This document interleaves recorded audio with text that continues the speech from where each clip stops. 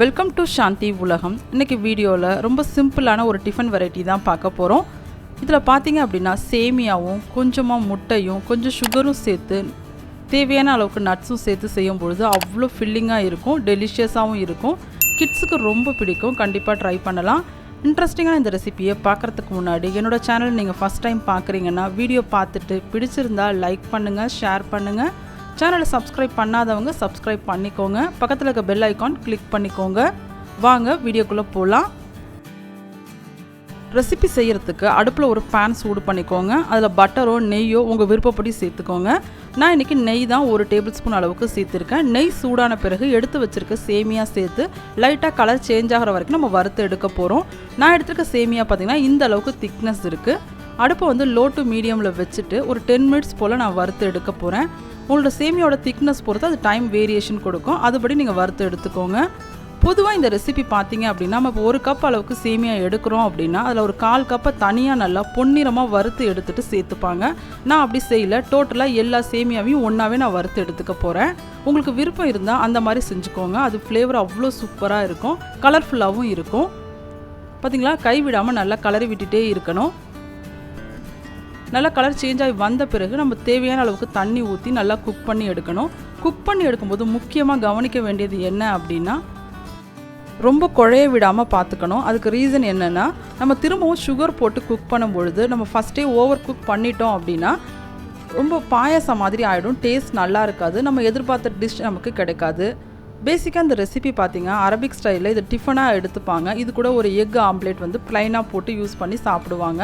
அவ்வளோ டேஸ்டியாக இருக்கும், கண்டிப்பாக எல்லாருக்கும் பிடிக்கும். முக்கியமாக கிட்ஸுக்கு அவ்வளோ பிடிக்கும். சுகர் போடும்பொழுது நட்ஸ் எல்லாம் சேர்க்கும் போது அவங்க வேண்டான்னு சொல்லவே மாட்டாங்க. ஒரு 10 நிமிஷம் போல் நான் வதக்கி எடுத்தவொடனே இந்த அளவுக்கு தான் கலர் சேஞ்ச் ஆகி வந்திருக்கு. நான் என்னென்ன மெஷர்மெண்ட்ஸ் எல்லாம் எடுத்திருக்கேன் அப்படிங்கிறத டிஸ்கிரிப்ஷன் பாக்ஸில் கொடுக்குறேன், செக் பண்ணி பாருங்கள். நம்ம எடுத்துருக்க சேமியாவை பொறுத்து நம்ம வதக்கிற டைமும் சரி, குக் ஆகிற டைமும் கண்டிப்பாக வித்தியாசம் இருக்கும். அதனால் நீங்கள் டைமை பார்த்துட்டு கரெக்டாக குக் பண்ணி எடுத்துக்கோங்க. நல்லா வதங்கி எடுத்த பிறகு நான் எடுத்துருக்க சேமியாவுக்கு டபுள் பங்கு அளவுக்கு தண்ணி ஊற்றி வேக வச்சு எடுத்துக்க போகிறேன்.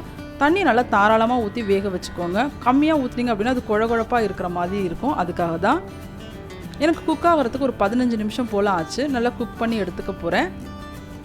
குக் பண்ணும்போது கொஞ்சமாக ஒரு பிஞ்ச் சால்ட்டு சேர்த்துட்டிங்க அப்படின்னா நமக்கு இனிப்போட டேஸ்ட்டு நல்லா என்ஹான்ஸ் பண்ணி கொடுக்கும். கண்டிப்பாக சேர்த்துக்கோங்க. ஒரு 15 மினிட்ஸ் கழித்து பார்த்தீங்க அப்படின்னா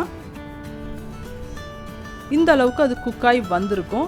லைட்டாக கையில் அழுத்தி பார்த்தா நல்லா அது அமுங்கி வரும். அந்த அளவுக்கு குக் பண்ணி எடுத்தால் போதும். இந்த ஸ்டேஜில் இது ஒரு வடிகட்டி வச்சு நல்லா வடிகட்டி எடுத்துக்கலாம். நெக்ஸ்ட்டு ப்ராசஸ் என்னங்கிறத பார்க்கலாம். நெக்ஸ்ட்டு ப்ராசஸ் பார்த்தீங்க அப்படின்னா அதே பேனில் கொஞ்சமாக நெய் சூடு பண்ணிவிட்டு 1-2 உடச்சி வச்சுருக்க நட்ஸு சேர்த்துக்கலாம். நட்ஸ் எல்லாம் லைட்டாக கலர் சேஞ்ச் ஆகி வந்த பிறகு நம்ம வடித்து வச்சுருக்கோம்ல சேமியா சேர்த்து வதக்கி எடுத்துக்கலாம். எப்படியும் சேமியாவில் கொஞ்சமாக தண்ணி இருக்க மாதிரி இருக்கும். அது இந்த சூட்லேயே நல்லா வதக்கி எடுக்கும்போது நல்லா அந்த தண்ணிலாம் எவாப்ரேட் ஆகி வரும். அதுக்கப்புறமா தான் நம்ம சுகர் சேர்த்துக்க போகிறோம். நான் இன்றைக்கி நட்ஸுன்னு பார்த்தீங்க அப்படின்னா கொஞ்சமாக பாதாமும் கேஷ்யூ நட் மட்டும் எடுத்திருக்கேன். நீங்கள் அதுக்கு பதிலாக வேறு நட்ஸ் நீங்கள் வச்சுருந்தா கூட யூஸ் பண்ணிக்கோங்க. ரொம்ப ஃபில்லிங்காக இருக்கும், ரொம்ப ஹெல்த்தியாக நமக்கு கொடுத்த மாதிரியும் இருக்கும். அதுக்காக தான் அடுப்பை நல்லா மீடியம் ஃப்ளேம்லேயே வச்சுட்டு நல்லா அந்த நெய்யிலே சேர்த்து வதக்கி விடுங்க. கொஞ்சம் கொஞ்சம் இருக்க தண்ணி கூட நல்லா எவாப்ரேட் ஆகட்டும். இந்த ஸ்டேஜில் நான் ஃபஸ்ட்டே சொன்ன மாதிரி கலர் கொடுக்கறதுக்காக கொஞ்சமாக குங்குமப்பூவை பாலில் மிக்ஸ் பண்ணி வச்சுட்டு இந்த ஸ்டேஜில் சேர்த்துக்கோங்க. அப்போ பார்க்க இன்னும் கொஞ்சம் கலர்ஃபுல்லாக இருக்கும், நல்ல ஒரு ஃப்ளேவராகவும் இருக்கும். நான் இன்றைக்கி நெய் மட்டும்தான் சேர்த்துக்க போகிறேன். டோட்டலாக இன்றைக்கி 3 டேபிள் ஸ்பூன் நெய் மட்டும்தான் நான் யூஸ் பண்ணியிருக்கேன். நம்மளோட விருப்பம் தான். நெய்க்கு பதிலாக நீங்கள் பட்டர் கூட சேர்த்துக்கோங்க, நல்ல ஃப்ளேவராக இருக்கும். நெய்யும் சேர்த்துட்டு நல்லா வதக்கி எடுத்துட்டு நம்ம சுகர் சேர்த்துக்கலாம். நான் இன்றைக்கி சுகர் என்ன எடுத்துக்க போகிறேன் அப்படின்னா ப்ரௌன் சுகர் தான் சேர்த்துக்க போகிறேன். நம்மளோட விருப்பம் தான். நீங்கள் ஒயிட் சுகர் கூட சேர்க்கணுன்னா சேர்த்துக்கோங்க. நான் எடுத்துருக்க 3/4 கப் அளவுக்கு நான் 1/4 கப் அளவுக்கு சுகர் சேர்த்துக்க போகிறேன். சுகர் சேர்த்துட்டு நல்லா வதக்கி எடுத்துக்கோங்க. சுகர்லேருந்து கொஞ்சம் தண்ணி விட ஆரம்பிக்கும். அது கூட சேர்த்து இந்த சேமியாவும் நல்லா குக்காகி வரும், தண்ணியும் நல்லா எவாப்ரேட் ஆக வரும். அது வரைக்கும் நம்ம குக் பண்ணி எடுத்துக்க போகிறோம்.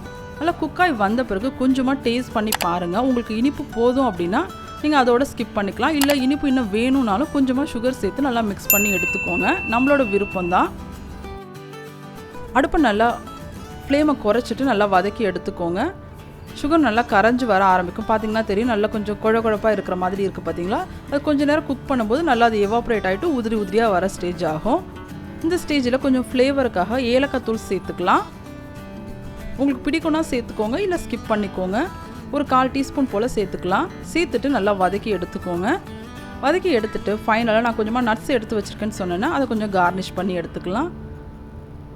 ரொம்ப சிம்பிளான ரெசிபி ரெடி ஆகிடுச்சு. மோஸ்ட்லி நம்ம அந்த சேமியா வச்சுட்டு பாயசம் செஞ்சுருப்போம், கிச்சடி செஞ்சுருப்போம், ஈவன் உப்புமா கூட செஞ்சுருப்போம். இந்த மாதிரி ட்ரை பண்ணியிருக்க சான்ஸ் இல்லை.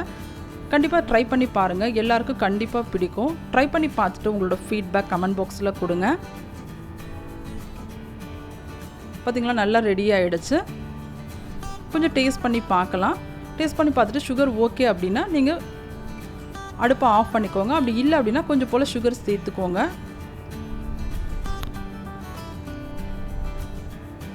இது சேர்த்துட்டு இதை இறக்கி வச்சுட்டு இதே அடுப்பில் நெக்ஸ்ட் நம்ம முட்டை நல்லா ஸ்க்ரம்பிள் பண்ணி எடுத்துக்கலாம். நான் இன்றைக்கி இந்த எடுத்துருக்க அளவுக்கு 2 முட்டை மட்டும் ஸ்க்ரம்பிள் பண்ணி எடுத்திருக்கேன்.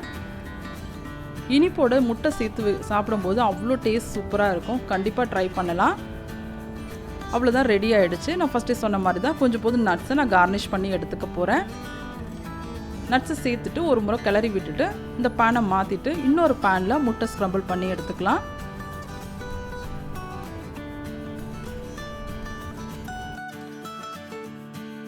முட்டை ரெடி பண்ணுறதுக்கு இந்த மாதிரி ஒரு பேன் அடுப்பில் வச்சுட்டு கொஞ்சமாக எண்ணெய் சூடு பண்ணிக்கோங்க. எண்ணெய் சூடான பிறகு 2 முட்டை நான் சேர்த்துருக்கேன். முட்டை சேர்த்துட்டு இதில் ஸ்பைசஸ் எதுவும் சேர்க்க தேவையில்லை. நம்ம இதில் ஸ்வீட்டாக தானே சாப்பிட போகிறோம். அதனால் ப்ளைனாகவே நல்லா ஸ்க்ரம்பிள் பண்ணி எடுத்துக்கலாம். ஒரு 2 மினிட்ஸ் அளவுக்கு நீங்கள் ஸ்க்ரம்பிள் பண்ணால் போதும். ஓவராக குக் பண்ணிட்டீங்க அப்படின்னா இது ரொம்ப ஹார்டாக ஆன மாதிரி இருக்கும். அது டேஸ்ட் நல்லா இருக்காது. நமக்கு சாஃப்டாக இருந்தால் டேஸ்ட் சூப்பராக இருக்கும். ஒரு 2 மினிட்ஸ் நல்லா வதக்கி எடுத்துக்கோங்க. கொஞ்சம் உதிரி உதிரியாக வந்தால் போதும். வந்த பிறகு நம்ம ஆல்ரெடி ரெடி பண்ணி வச்சுருக்கோம்ல, சேமியாவில் சேர்த்து மிக்ஸ் பண்ணி எடுத்துக்கலாம். பார்த்திங்களா, ரெடி ஆகிடுச்சு ஒரு 2 மினிட்ஸில். நெக்ஸ்ட் இதை சேமியாவில் சேர்த்துக்கோங்க. சேமியாவில் சேர்த்துட்டு ஒரு முறை கிளறி விட்டால் போதும். கிளறிட்டு நல்லா சூடாக சர்வ் பண்ணுங்கள். ஆற வச்சு சர்வ் பண்ண வேணாம். நம்ம சுகர்லாம் சேர்த்துருக்கோம் அப்படிங்கிறதால ஆறிடுச்சு அப்படின்னா டேஸ்ட் அவ்வளோ நல்லா இருக்க மாதிரி இல்லை. அதனால் சூடாகவே சர்வ் பண்ணிடலாம். ஃபஸ்ட்டே சொன்ன மாதிரி தான் இது கூடவே ஒரு ப்ளைனாக ஒரு ஆம்லேட் எடுத்துக்கிட்டு சர்வ் பண்ணுங்கள். அவ்வளோ ஒரு ஃபில்லிங்காக இருக்கும். இதை மார்னிங் சாப்பிட்டுட்டு போகும்பொழுது குழந்தைங்களுக்கும் விரும்பி சாப்பிடுவாங்க. நல்ல ஒரு ஃபில்லிங்காகவும் நமக்கு கிடச்சிடும். கண்டிப்பாக இந்த ரெசிபி உங்களுக்கு பிடிச்சிருக்குன்னு நினைக்கிறேன். பிடிச்சிருந்தால் லைக் பண்ணுங்கள், ஷேர் பண்ணுங்கள். என்னோடய சேனலை சப்ஸ்கிரைப் பண்ணலைன்னா சப்ஸ்கிரைப் பண்ணுங்கள். பக்கத்தில் இருக்க பெல் ஐக்கான் கிளிக் பண்ணிக்கோங்க. அப்போ நம்ம போடுற வீடியோ உடனுக்குடனே நோட்டிஃபிகேஷனில் வரும். நம்ம சேனலில் ஆல்ரெடி அரபிக் டிஷ் நிறையா ட்ரை பண்ணியிருப்போம். அதோட லிங்க்கும் நான் டிஸ்கிரிப்ஷன் பாக்ஸில் கொடுக்குறேன். கண்டிப்பாக பார்க்காதவங்க செக் பண்ணி பாருங்கள். செக் பண்ணி பார்த்துட்டு உங்களுக்கு பிடிச்சிருந்தா வீட்டில் ட்ரை பண்ணியும் பாருங்கள். நெக்ஸ்ட் ஒரு இன்ட்ரெஸ்டிங்கான வீடியோவில் உங்களை மீட் பண்ணுறேன். Thanks for watching.